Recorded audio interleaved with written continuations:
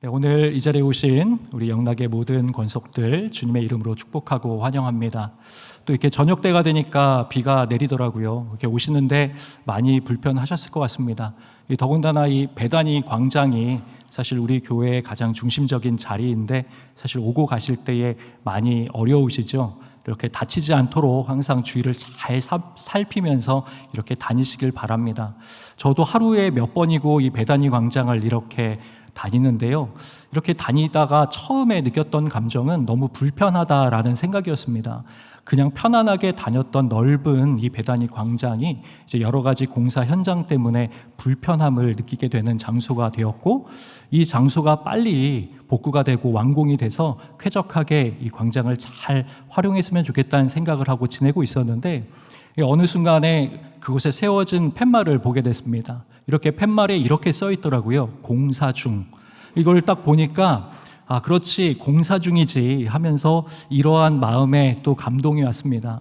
이것이 이 베다니 광장이 이렇게 보수되고 또 이렇게 다시 정비가 되는 것처럼 우리의 마음판, 우리의 마음 중심의 광장도 이렇게 공사를 해서 다시 한번 주의 성령이 거할 수 있는 거룩한 처소로 아름답게 빚어질 수 있다면 얼마나 좋을까, 그런 생각을 하게 됐어요.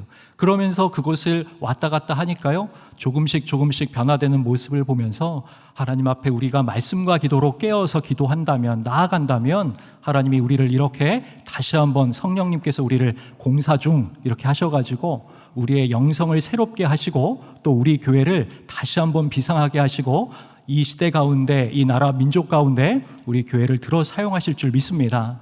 오늘 이 말씀 가운데 또 하나님 주시는 풍성한 은혜를 누리시고 또 다 함께 뜨겁게 기도하는 귀한 시간 되기를 축복합니다. 이제 오늘 저는 여러분과 함께 이 젊은 사자와 여호와를 찾는 자라는 제목으로 이렇게 말씀을 나누려고 합니다. 이 성경에 보면요, 이 사자에 대해서 여러 군데에서 사용이 되고 있습니다. 그러니까 그냥 사자라고 하는 이 단어가 구약 성경에서 신약 성경까지 살펴보게 되면은 굉장히 다층적이고 복합적인 의미를 가지고 있다라고 하는 의미입니다. 가장 대표적으로 긍정적인 의미, 부정적인 의미로 나누어서 살펴볼 수 있는데요. 이 긍정적인 의미로 이 사자가 사용되는 의미는 어떤 것이냐면, 창세기 49장에 보면은 유다가 이제 아버지 야곱으로부터 축복을 받습니다. 근데 야곱이 유다를 축복할 때 너는 사자 새끼니라 하며 너를 통하여 왕권이 임하게 될 것이다, 이렇게 예언의 축복의 말씀을 해주죠. 그것이 곧 신약에 이르러 오실 다윗의 뿌리를 통하여 그 왕으로 오시는 예수 그리스도를 예표하는 그런 긍정적인 의미가 이 사자 안에 담겨져 있습니다. 그렇다면 대표적으로 이 부정적인 이 사자의 의미는 뭘까? 베드로전서 5장 8절에 보면 근신하라, 깨어라, 너희 대적 마귀가 우는 사자와 같이 두루 다니며 삼킬 자를 찾나니, 이렇게 되어 있습니다. 여기서 말하는 사자는 우리의 영적인 대적, 우리를 억압하고 우리를 옥죄어오고 우리를 파멸시키려고 하는 바로 악한 영의 세력, 바로 이 마귀를 말한다라고 할 수 있죠. 그러니까 여기서 말하는 사자는 굉장히 부정적인 의미입니다.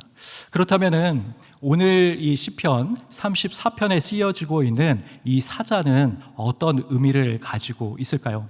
시편 34편에 나오고 있는 이 사자는 자력으로 살아가는 사람을 대표합니다. 그리고 이 사자는 세상적인 눈으로 볼 때 모든 것을 거머쥐고 있는 세상의 절대 강자라고 느껴지는 바로 그런 존재를 바로 여기서 사자이다라고 표현하고 있는 것이죠. 궁금합니다. 오늘 이 말씀을 보면 그렇게 강력한 대상인 사자, 그런데 그냥 사자가 아닙니다. 젊은 사자이죠. 어린 사자가 아니에요. 부모의 돌봄이 필요한 그런 어린 사자도 아니고 늙은 사자, 쇠약해서 이제 발톱도 이도 무뎌지고 다 빠져버린 그런 사자도 아닙니다. 너무나 팔팔한 인생 전체 생애 주기에 있어서 제일 강력한 바로 그러한 젊은 사자라고 이야기를 하고 있는 것이죠. 이 젊은 사자가 그런데 성경에 보면 이렇게 돼 있죠. 젊은 사자는 궁핍하여 줄일지라도. 오늘 이 말씀을 보면은 무엇인가 잘 이해가 안 됩니다. 방금 말씀드린 이 젊은 사자는 가장 강력한 활동의 시기를 의미하는 것이거든요. 그러니까 이 내셔널 지오그래픽이나 지금도 하고 있는 이 동물의 왕국 같은 이 프로그램을 한번 보면요, 이 젊은 사자가 얼마나 강인합니까? 이 사자의 심볼이 강인함인데, 이 젊은 사자는 지치지 않는 스태미너를 가지고 있죠. 강력한 이 체력을 가지고요, 빠른 스피드를 가지고 있고, 한번 딱 목표를, 타겟을 설정하면은 이 사자가 포기하지 않고 근성을 가지고 달려들어 가지고 자신이 원하는 그 먹이를 움켜쥐고 찢고 그것을 먹는 강력한 동물로 이렇게 항상 나옵니다. 그런데 오늘 성경을 보니까 시편에서는 그 젊은 사자가 궁핍하고 줄일 수 있다, 그러하다라고 이야기를 하고 있는 거예요. 세상 사람들은요, 다 이 젊은 사자를 동경합니다. 이것이 하나의 우상이 되어 있는 거예요. 누구나 다 몸부림을 칩니다. 이 세상에서 조금이라도 우위를 점하기 위해서 내가 남들보다 조금 더 강력한 권세와 힘과 능력을 소유하기 위해서, 재정을 또 풍성한 무엇인가 영향력을 행사하기 위해서 다 이 젊은 사자의 반열으로 올라가려고 애쓰고 경쟁하고 치열하게 다투는 그 인생을 살아가고 있는 게 이 세상에서의 모습인 것이죠. 그런데 오늘 성경은 그런 젊은 사자가 된다 할지라도 그는 굶주리고 날마다 약해지고 결국은 쓰러지게 되어 있다라고 성경은 이야기를 하는 것입니다. 아니, 왜 그럴까? 젊은 사자인데 왜 그렇겠습니까? 그것은 이 젊은 사자에게 하나님이 결여되어 있기 때문에 그렇습니다. 젊은 사자가 하나님을 인정하고 있지 않기 때문에, 하나님을 의지하지 않기 때문에, 하나님을 찾지 않기 때문에 세상적으로는 모든 것을 다 갖추고 있는 것처럼 보이고 너무나 강력해 보이지만은 결국은 무너지게 된다, 쓰러지게 된다, 좌절하게 된다라고 성경은 이야기를 하고 있는 것이죠. 이 시편 127편 1절은 그래서 이렇게 말씀합니다. 우리 화면 보시면서 다 같이 한번 읽어봅니다. 여호와께서 집을 세우지 아니하시면 세우는 자의 수고가 헛되며 여호와께서 성을 지키지 아니하시면 파수꾼의 깨어 있음이 헛되도다. 우리는 이렇게 생각을 합니다. 내가 우리 집을 잘 건사하고 지키고 영위하면 이 가정이 든든할 것이다. 그리고 이 군대가 강한 국방력을 가지고 강력한 통치를 하는 이런 지도자가 있으면 이 나라가 평안하고 안정이 될 것이다.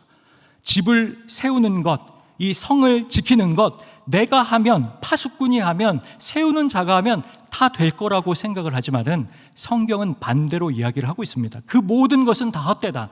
만약 여호와께서 집을 세우지 아니하시면, 여호와께서 우리의 가정을 세우지 아니하시면, 여호와께서 성을 지키지 아니하시면, 여호와께서 우리나라와 민족을 보호하지 아니하시면 모든 것이 다 헛되다라고 얘기를 하고 있는 거죠. 아무리 스스로 부국강병의 나라이다, 내가 모든 것을 가지고 있다, 모든 부귀 권세가 내게 있다 떵떵거린다 할지라도 하나님께서 그것을 인도하시고 지키시고 보호하시고 운행하시고 섭리하시고 세우시지 않으면은 모든 것이 수포로 돌아가고 한순간에 무너지게 되어 있고 잘 되는 것 같지만 실패하는 인생, 패망하는 삶이 된다라고 이야기를 하고 있는 겁니다. 그러나 오늘 10절은 이 젊은 사자와 대비시켜서 어떠한 한 존재를 부각시킵니다. 다시 한번 오늘 10절 말씀을 읽어드립니다. 젊은 사자는 궁핍하여 줄일지라도 여호와를 찾는 자는 모든 좋은 것에 부족함이 없으리로다. 아멘. 젊은 사자는요, 궁핍하고 아무리 줄일지라도 여호와를 찾는 자는 모든 좋은 것에, 선한 것에 전혀 부족함이 없는 풍요로운 하늘로부터 공급받는 하나님의 임재가 있는, 하나님의 도우심의 손길이 있는 그 복된 인생을 살아간다라고 이야기를 하고 있는 것입니다. 그렇습니다. 내가 아닙니다. 내가 가진 것을 자랑하는 것이 아닙니다. 내가 의지하는 것들을 신뢰하는 것이 아니라 바로 하나님을 찾고 구하고 두드리면서 나아갈 때 하나님이 그 인생을 책임져 주시는 것입니다. 자신을 낮추는 자, 하나님을 찾고 자신을 부인하고, 자기를 부인하고 자신을 낮추는 자, 계곡에서 물이 높은 곳에서 낮은 곳으로 흐르듯이 그러한 영혼들에게 하나님의 도우심의 손길이, 하나님의 은혜가 흘러가게 되는 줄 믿습니다. 이것이요 가장 강력한 인생입니다.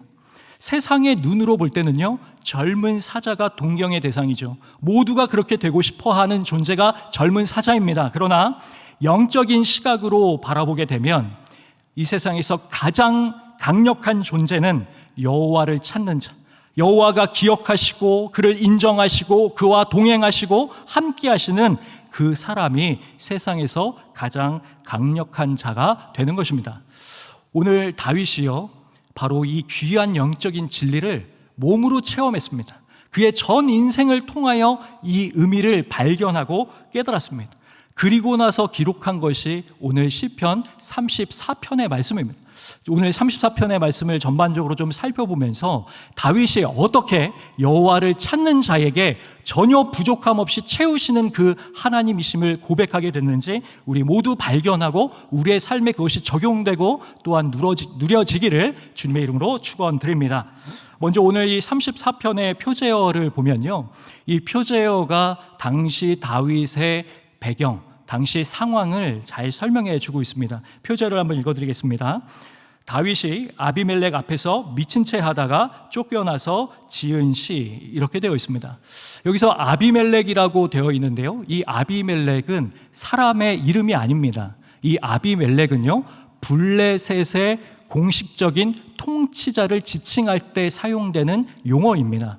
예를 들면 이런 거죠. 애굽의 왕을 바로라고 이야기를 합니다. 또한 로마의 황제는 가이사라고 얘기하는 것이죠. 예를 또 이런 거예요. 몽골의 대제국의 황제를 칸이라고 합니다. 잘 아는 징기스칸, 쿠빌라이 칸이라고 하면 황제를 이야기를 하는 거죠. 마찬가지로 여기서 말하는 아비멜렉은 블레셋의 대표적인 왕의 공식 직책입니다. 그러면 이 아비멜렉이라고 하는 이 직책을 가지고 있었던 당시의 왕이 누구였는가? 그는 사무엘상 21장이 이 시편 34편의 배경이 되는데 그는 블레셋 가드왕 아기스였다는 것을 우리는 알 수 있습니다. 이 가드왕 아기스, 그에게 나아갔다가 미친 채 하고 쫓겨나서 시를 지은 것이 오늘 이 시편 34편의 배경이 되는 것입니다. 여기서 궁금한 것이 있죠. 다윗이 왜 이 블레셋 땅으로 들어가게 된 것일까? 다윗은 자신을 죽이려고 하는 사울 왕의 추격을 피해서 도망 다니다가 결국은 잘못된 길을 선택한 거예요. 그것은 이스라엘의 대적의 땅인 바로 블레셋으로 가는 것이었습니다. 이 다윗은요, 장차 이스라엘의 왕이 될 사람이었죠. 그런데 그가 아무리 급해도 그렇지 블레셋으로 망명을 한 것입니다. 블레셋으로 도피한 것입니다. 왜 그랬을까? 다윗 안에 철저한 생존 본능이 꿈틀거린 것입니다. 사울 왕이 여기까지는 못 쫓아오겠지. 자신을 죽이려고 하는 사울이 그만큼 두려웠기 때문에 블레셋으로 망명하여서 적국에 자신의 몸을 의탁해야 되겠다고 생각을 한 것이죠. 이 당시에 다윗의 생각과 마음이 생존 때문에 그의 영적인 통찰력이, 분별력이 흐려지고 상실하고 여기까지 나와오게 된 겁니다. 그가 블레셋 땅에 들어가게 되었을 때 어떤 일들이 있었는가? 아기스 왕의 신하들이 단번에 그가 다윗임을 알아보게 되는 일이 있게 됩니다. 사무엘상 21장 11절의 말씀을 한번 읽어드립니다. 아기스의 신하들이 아기스에게 말하되 이는 그 땅의 왕 다윗이 아니니까 우리가 춤추며 이 사람의 일을 노래하여 이르되 사울이 죽인 자는 천천히요 다윗은 만만히로다 하지 아니하였나이까 한지라. 다윗의 절체절명의 위기의 순간이죠. 블레셋 땅에 가면 안전할 줄 알았는데 블레셋으로 몸을 의탁하고 피신하면 어느 정도 자신의 안전지대를 확보할 줄 알았는데 그것이 가장 위험한 자리가 된 것입니다. 다윗이 그래서 선택한 행동이 무엇이었는가? 이어서 21장, 사무엘상 21장 13절 말씀 읽어드리겠습니다. 그들 앞에서 그의 행동을 변하여 미친 채 하고 대문짝에 그적거리며 침을 수염에 흘림에 다윗이 아기스와 그 신하들 앞에서 어떻게 합니까? 행동을 갑자기 바꿉니다. 그러더니 미친 연기를 하는 거예요. 미친 채를 하는 거예요. 갑자기 대문짝에다 손을 그적그적 거립니다. 그러더니 수염에 침이 질질질 뚝뚝뚝 떨어지는 그런 모습을 보였다는 거죠. 이때 다윗의 마음이 어땠을까? 정말 미쳐버릴 것 같지 않았을까요? 다윗의 마음이 완전히 무너져 내리는 체험이었을 것입니다. 이 미친 연기를 하는 것이 생각보다 쉬운 게 아닙니다. 갑자기 있다가 만약에 미친 연기를 우리가 해야 된다면 그것이 가능할까요? 쉽지 않은 것이죠.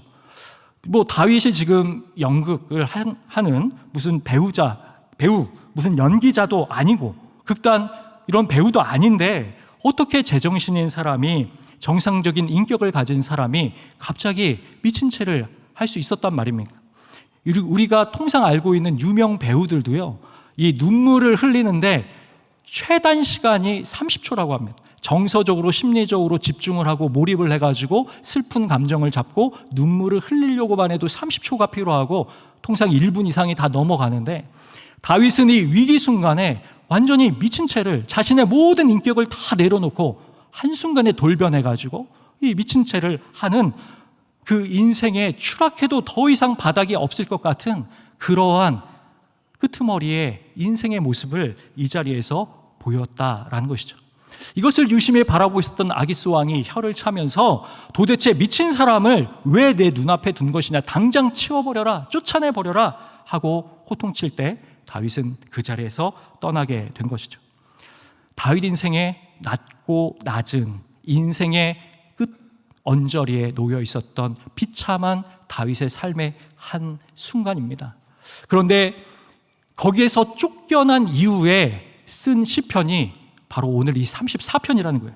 이 시편 34편을 기록을 했는데 다윗이요, 이 아기스 왕에게 쫓겨난 다음에 가장 먼저 한 것이 무엇인지 아십니까? 그것이요, 바로 찬송입니다. 하나님을 향한 찬양입니다. 이해할 수 없죠. 오늘 시편 34편 1절의 말씀을 제가 한번 읽어드립니다. 내가 여호와를 항상 송축하며 내 입술로 항상 주를 찬양하리이다. 아멘. 다윗이 이렇게 선포하는 거예요. 내 모든 상황과 환경을 초월하여서 기쁠 때나 슬플 때나 영원토록 언제나 항상 하나님 한 분만을 노래하고 경배하고 찬양하고 송축하겠습니다. 내 입술에 여호와를 향한 찬양이 멈추지 않고 날마다 흐르게 하겠습니다. 우리가 알 수 없는, 이해할 수 없는 그런 고백이죠. 아니, 어떻게 블레셋으로 도망가서 아기스 왕의 앞에서 미친 채에서 살아남은 그 일을 겪은 다윗이 이런 고백을 할 수 있을까요? 이것이 정상적인 상태라면 인생의 가장 큰 트라우마가 되어서 정신병원에 가든지 심리치료를 받고 상담을 받아야 되는 그런 일인데, 다윗은 어떻게 이 일로 인하여 오히려 하나님을 찬양하고 영원토록 항상 송축하겠다라고 고백할 수 있느냐는 거예요. 그것은 다윗은 이 사건을 통하여 말로 설명할 수 없는 하나님의 특별한 은혜, 하나님의 신비한 섭리의 손길을 경험했기 때문에 이 고백이 가능했습니다.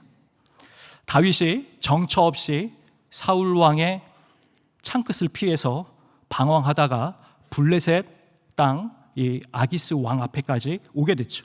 그리고 그 신하들이 자신을 알아보게 되었을 때 그는 속으로 생각했을 것입니다. 아, 이것이 내 인생의 마지막 끝이구나. 모든 것을 자포자기하는 절망의 위기의 순간이었을 겁니다. 그런데 그때 어떤 일이 있었습니까? 아까 우리 살펴본 우리 사무엘상 21장 11절 말씀을 다시 한번 띄워주시기를 바랍니다. 그 말씀을 보면 이렇게 돼 있죠. 아기스 신하들이 아기스에게 말하되 이는 그 땅의 왕 다윗이 아니니까. 이 부분까지 보면요, 하나님께서는 이 아기스의 신하들을 통해서, 대적들의 입술을 통해서 너무나 중요한 영적인 진리를 확인시켜 주십니다. 아기스의 신하들이 그렇게 얘기를 하는 거예요. 이 사람은 보니까 이 땅의 왕 다윗이 아닙니까? 여기서 말하는 이 땅은요, 이스라엘을 얘기를 합니다. 다윗을 보자마자 그들이 다윗을 공식적으로 인정하는 것이에요. 다윗이 이스라엘 나라의 왕인데 어떻게 이곳에 오게 된 것인가? 그들이 더 놀랐죠. 너무나 황급했죠. 다윗은요, 잊고 있었어요. 뭘 잊고 있었는가? 내가 목동으로 양을 치고 있을 때 아버지가 나를 부르는 그 소리를 듣고 가봤더니 사무엘 선지자가 있는 겁니다. 그러더니 자신에게 기름을 부었죠. 그러면서 하나님께서 너를 이스라엘의 왕으로 세웠다라고 하는 기름 부으심을 받았었습니다. 그런데 현실의 다윗은요, 그것을 새까맣게 잊고 있었어요. 내가 이스라엘의 왕으로 부름받았다라고 하는 사실이 현실과 너무 괴리되기 때문에 내 인생은 쫓기고 죽을 수밖에 없는 위기의 상황이었기 때문에 자포자기할 수밖에 없었던 현실에 매몰되어서 어떻게 하면 생존하고 살 수 있을까, 그것만을 고민하는 위치의 다윗이었던 거예요. 그런데 하나님은 대적의 입술을 통해서 그의 정체성을, 소명을 다시 복귀시켜 주시고 회상시켜 주시고 선포해 주시는 거예요. 너는 이스라엘의 왕으로 기름 부음을 받은 자다. 하나님이 너와 함께한다 라는 것을 아기스의 신하들을 통해서 회복시켜주고 선포시켜주고 계시는 것이 하나님의 위대한 손길이었다라는 것입니다. 이때 다윗의 정신이 번쩍 들었을 것입니다. 순간이지만 그의 영성이 다시 꿈틀거리며 회복되기 시작했을 것입니다. 그렇지, 하나님이 나와 함께 하시지, 하나님이 나와 함께 하실 때 나에게 불가능은 없었는데 하면서 자신의 과거의 삶이 떠오르고 영적인 각성이 된 것이죠. 뿐만 아닙니다. 아까 사무엘상 21장 11절에서 또 아기스 신하들이 이렇게 얘기를 해요. 다시 한번 띄워주시기 바랍니다. 중반부터 보면은 이 사람의 일을 노래하여 이르되 사울이 죽인 자는 천천히요 다윗은 만만히로다 하지 아니하였나이까 한지라.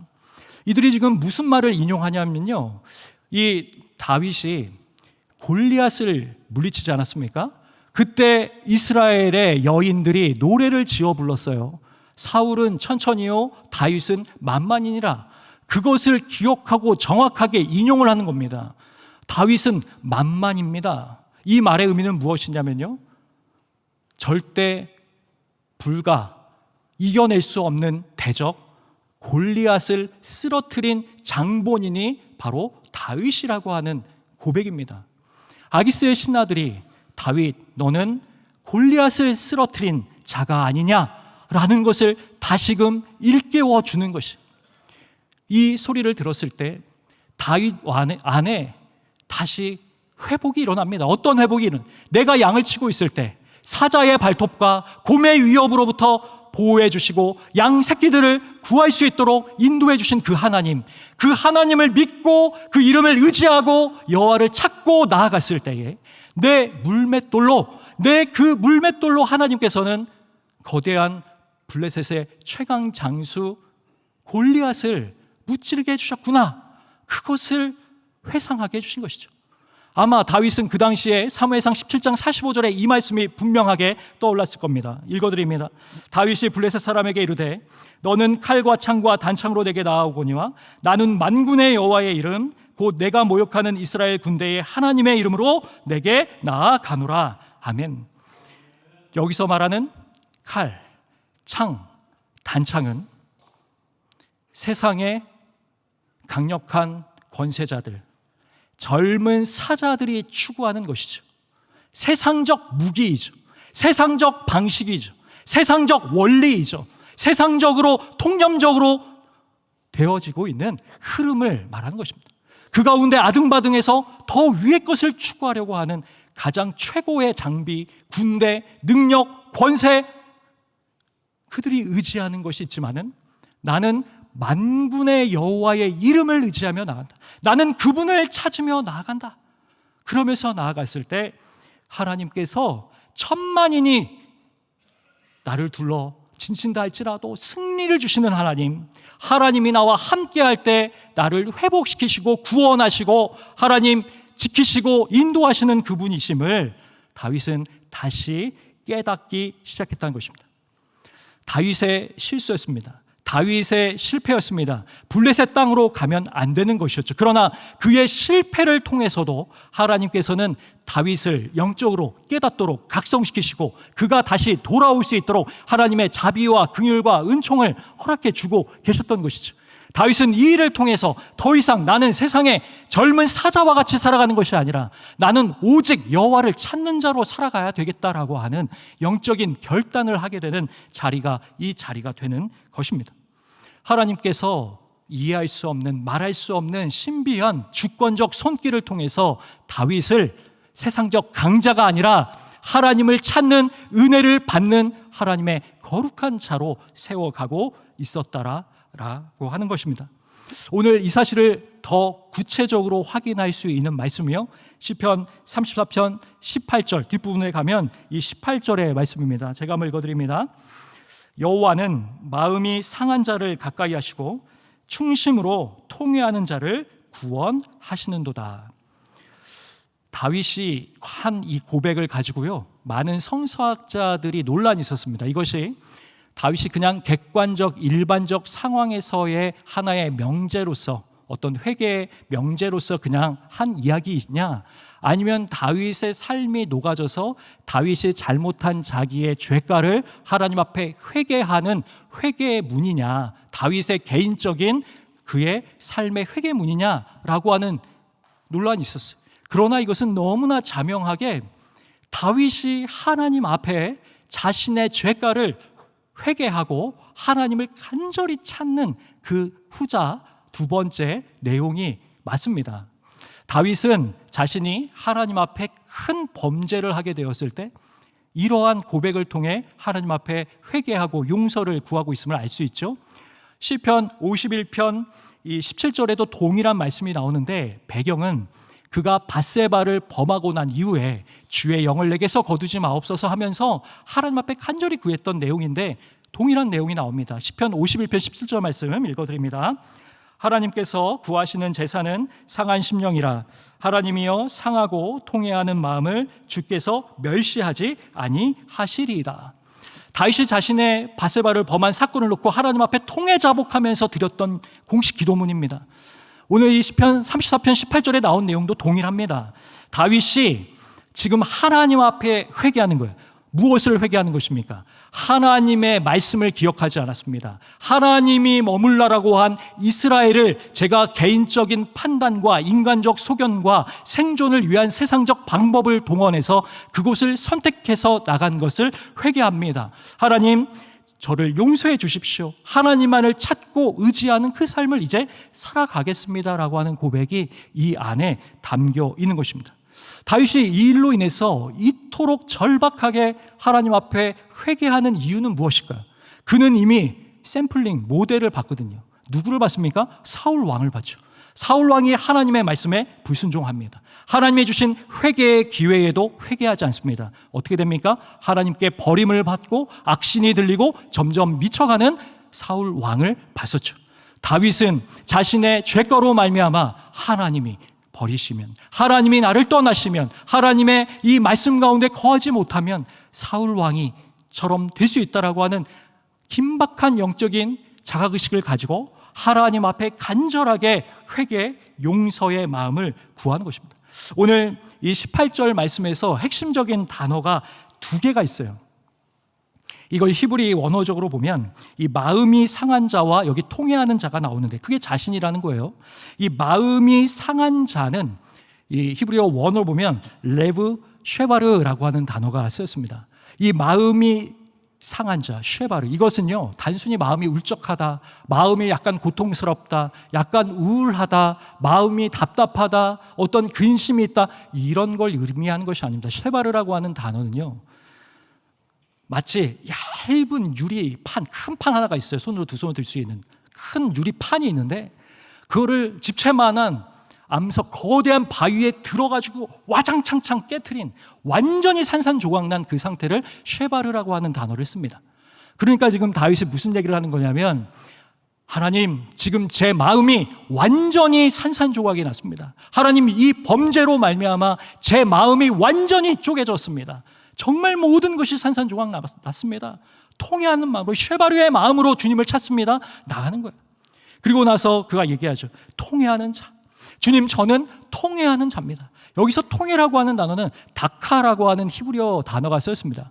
이 다카는 아까 말한 쉐바르보다 더 점층적으로 몰입이 되어 있는 단어예요. 이게 무슨 단어냐면은, 이 다카라고 하는 단어는 완전히 으깨지고 찢기고 찢고 빻고 완전히 분쇄를 해가지고 더 이상 나눠질 수 없는 최종 분자 상태, 가루 상태, 완전한 그 재와 같은 상태를 의미합니다. 하나님 앞에 통회하는 자로 나섰다는 것은 제 마음이 완전히 가루와 같이, 완전히 제 마음이 완전히 산산조각이 나고 끊어졌다라는 것입니다. 이것을 이 시편 90편 3절에 보면은 하나님의 사람 모세의 기도에도 동일한 다카라고 하는 단어가 나오는데, 이렇게 3절에서 이렇게 나와요. 읽어드릴게요. 주께서 사람을 티끌로 돌아가게 하시고 말씀하시기를 너희 인생들아 돌아가라 하셨사오니, 여기서 티끌이 있죠. 티끌 띄워놓아 주시면 티끌이 다카입니다. 그러니까 사람이 죽어서 매장하게 되면 어떻게 됩니까? 몸이 완전 분해가 되죠. 남는 것이 없죠. 먼지로 돌아가죠. 티끌이 되죠. 이것이 다카입니다. 그러니까 다윗은 통회하는 마음으로 하나님 앞에 제 마음이 완전히 산산조각 나고 완전히 으깨지고 부서졌습니다.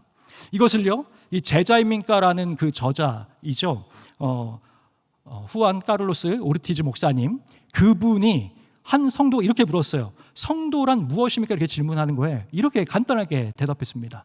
Mashed potatoes. 이게 무슨 얘기냐면 완전히 으깨지고 완전히 그냥 걸쭉하게 막 샌드위치 빵에 딱 넣어서 먹기 딱 좋은 으깨진 감자와 같은 것이 성토다, 이렇게 얘기를 했어요.